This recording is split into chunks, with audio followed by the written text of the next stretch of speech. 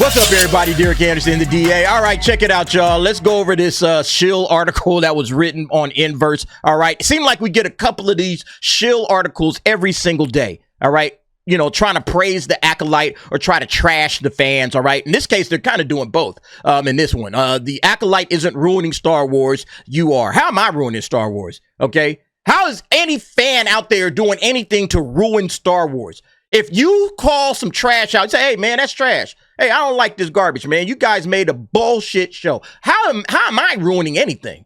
Okay? Talk to Lucasfilm. If you think somebody is ruining Star Wars, go talk to Lucasfilm about that. Don't talk to the fans, all right? Don't address the fans. We have nothing to do with any creation of any material. We probably would be doing a much better job, a 20 times better job. You see some of the fan films that are out there? Fan films are great. You know, if we had more fans making Star Wars, all right, we would not be ruining Star Wars. We would be taking Star Wars to the next level, all right?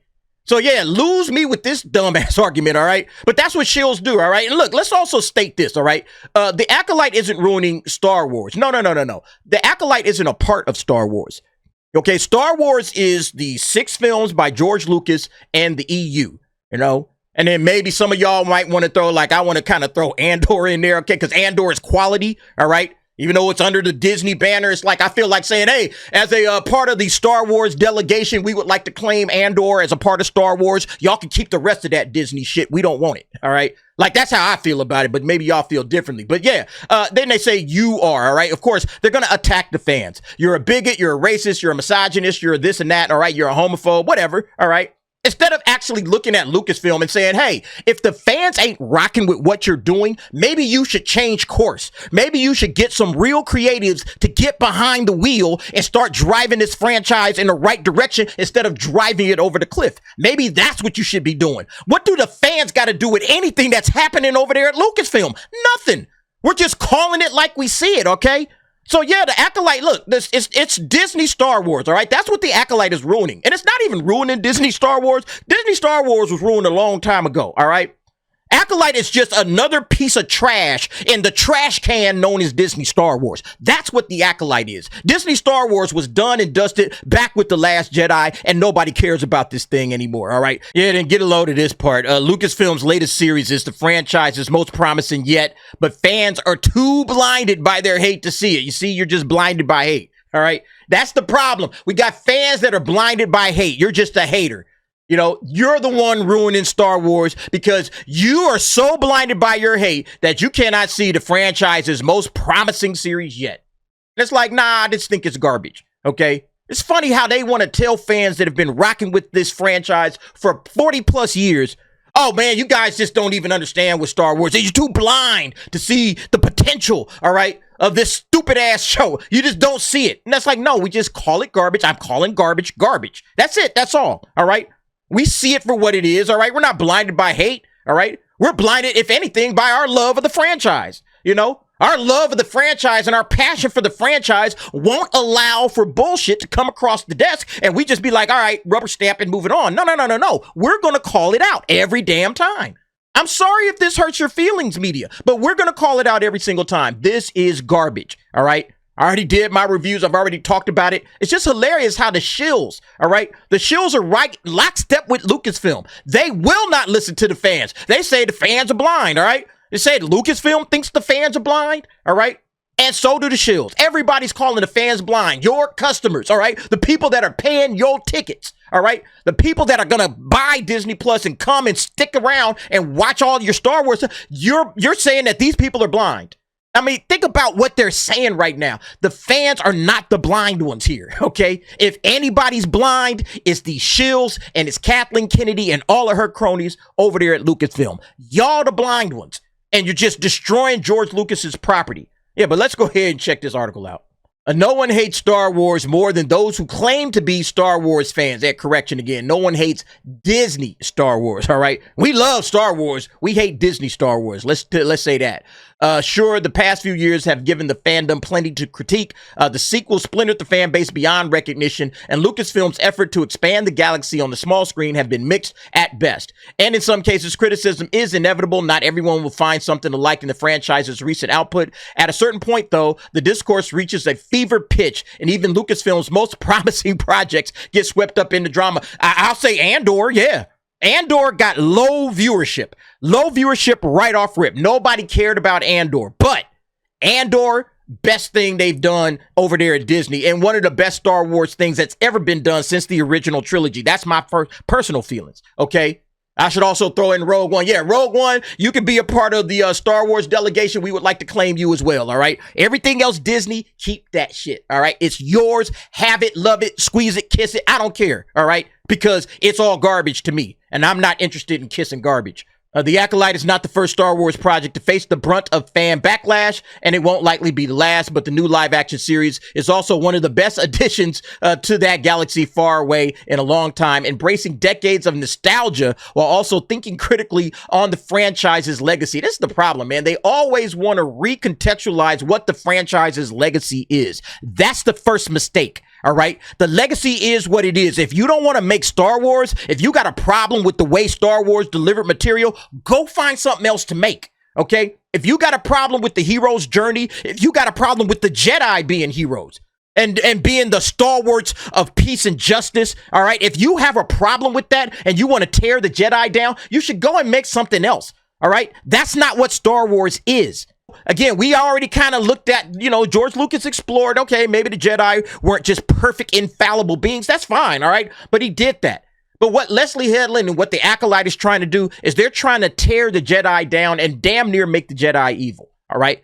We got to see what episode 3 looks like, or episode 4 and the rest of this garbage. We got to see what it looks like. But that's what this woman is trying to do. She's a Sith Lord. So she's trying to recontextualize evil to somehow be good. Don't look at the bad guys as just purely bad. Somehow they're just misunderstood. They all right. That's what Leslye Headland wants to do. All right.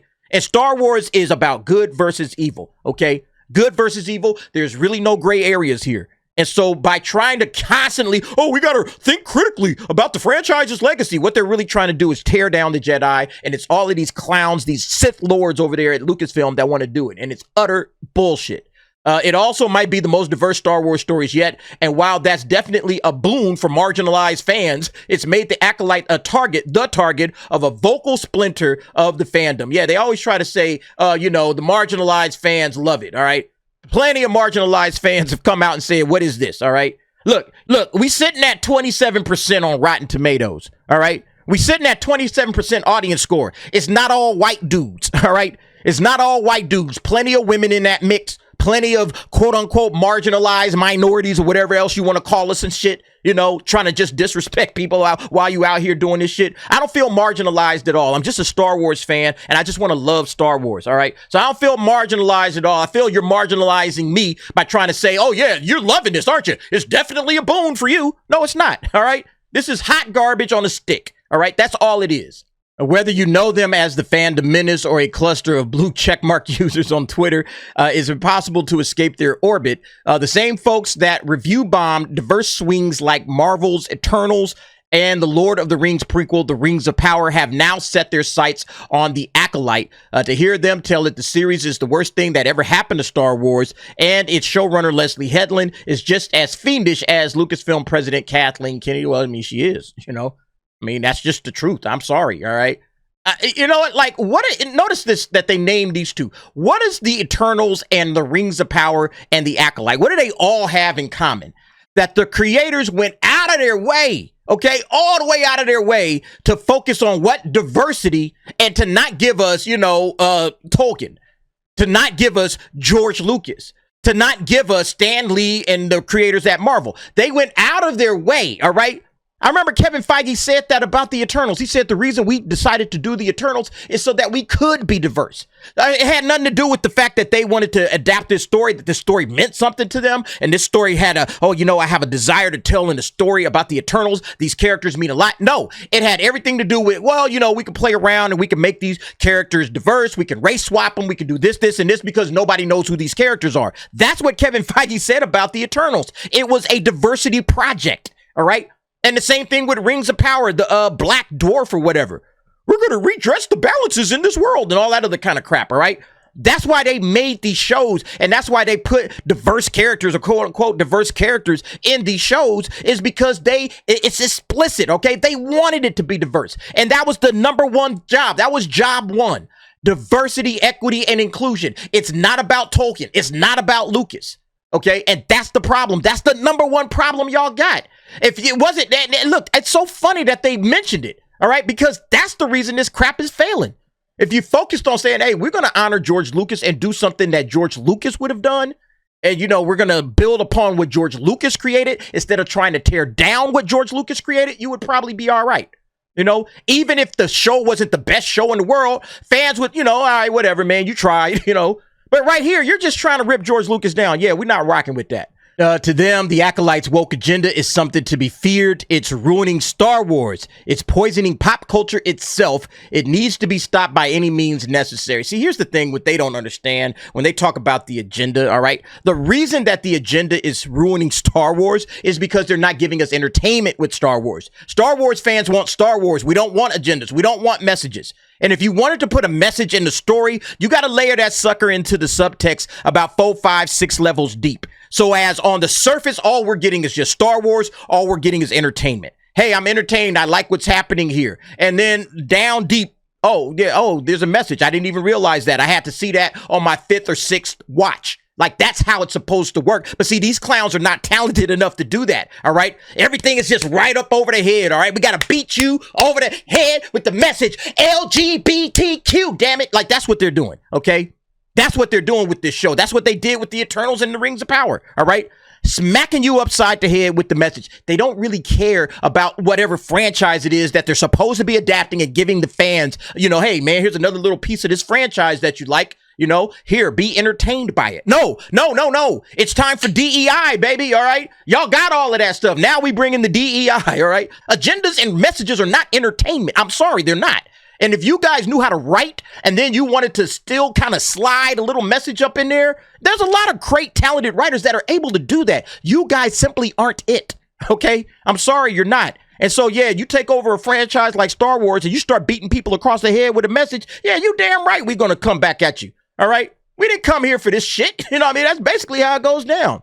Oh, we realize how ridiculous that all sounds, right? No, it don't sound ridiculous at all. All right. Yeah, that woke nonsense needs to get lost. All right. Straight up. God, I hope so. But if not, let's try this. The Acolyte is not actually ruining Star Wars, but the bigoted backlash is definitely ruining the fun for everyone else. No, again, the Acolyte isn't ruining Star Wars. Star Wars is perfectly intact. It's fine. It's the first 6 films that George did. All right. And then we claim Rogue One and Andor, all right? Y'all can have the rest of this High Republic bullshit. Y'all can keep that, all right? Y'all can keep the sequel trilogy. Y'all can keep all of this bullshit on Disney Plus. It's all yours, all right? It belongs to Disney. It's not outright shocking to see something like The Acolyte marred by racist, misogynistic, and even anti-LGBTQ backlash. It's all about the agenda, all right? The backlash is coming from you pushing an agenda where an agenda doesn't belong and you bashing us over the head with it. That's the problem. That's the backlash. All right. It's not because people are racist. It's because you're highlighting race as above the entertainment. Like, oh, race is the most important thing we're doing here. All right. It's not about misogyny. It's about, oh, you know, women. We got to push women, blah, blah, blah, blah, blah. And it's like, what about Star Wars? Okay. We're not here for your message. All right. It's not about anti-LGBTQ. All right. The backlash is coming because you're focused on your agenda and you're not giving us Star Wars. Give us Star Wars, we ain't got no problems. All right. All of this stuff just disappears. All right. We don't even really see it, you know, or some people will see it, but a lot of folks will just be like, yo, man, this is a great show. There was like an LGBTQ relationship in Andor. There was a legit LGBTQ relationship in Andor, and most people have no problem with it. All right. So, you know, again, y'all just making up shit.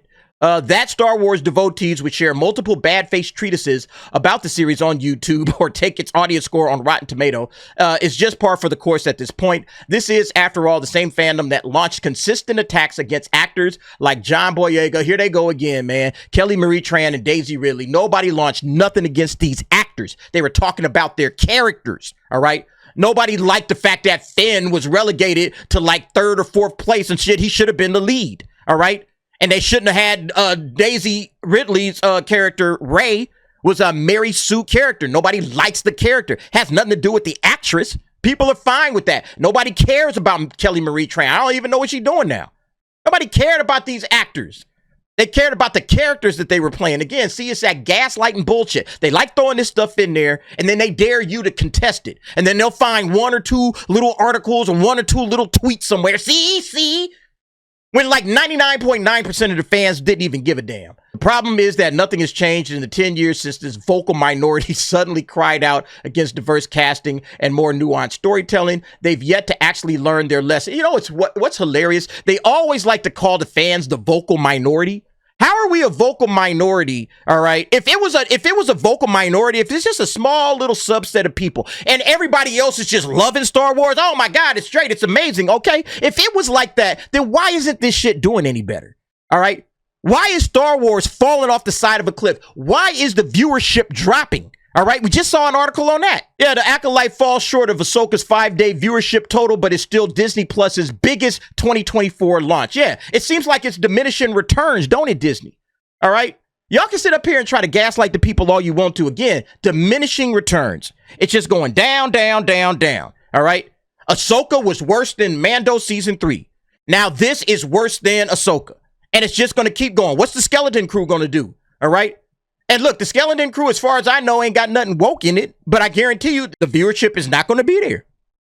The viewership is not going to be there. And what are y'all going to say then? All right. Oh, you must hate children or whatever, you know? It's like, again, you guys are calling us a vocal minority, but these cats are like, yo, we're not rocking with this. All right. We don't like this shit. And it seems like everybody else is in agreement because Star Wars is just going off the side of a cliff. If it was a vocal minority and we were just a small little subset of fans, everything would be great over there at Lucasfilm. They would be making money hand over fist. They would have already had more movies out in theaters, all right?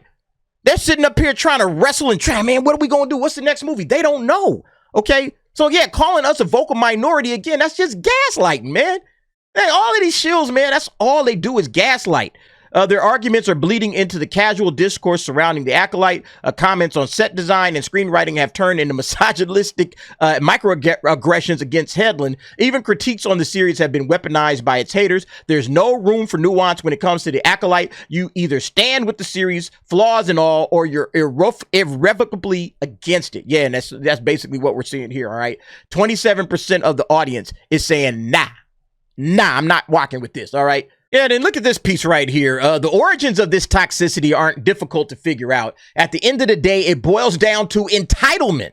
Y'all hear that? We're entitled. Many male fans feel like they own the franchise and are determined to safeguard it from anyone that could challenge that ownership. So they're blaming the men, all right? Kathleen Kennedy herself came out and said, yeah, you know, it's pretty much a male-dominated franchise, but, you know, we're going to go ahead and just make whatever it is that we're going to make. And the thing about it, you got to really sit back and think.